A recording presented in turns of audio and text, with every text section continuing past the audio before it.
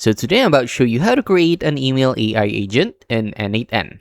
First, open your N8n canvas and drag in a Gmail trigger node, connect your credentials, set the event to on message received, and use filters like unread to target new incoming emails.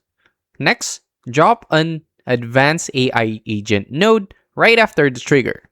Snap an OpenAI or Anthropic model into the chat model slot and link a window buffer memory node to the memory slot so the agent tracks context across complex email threads. Open the agent settings and map the input prompt directly to the dynamic text variable from your Gmail data. Finally, connect the AI agent's output slot to a standard Gmail action node.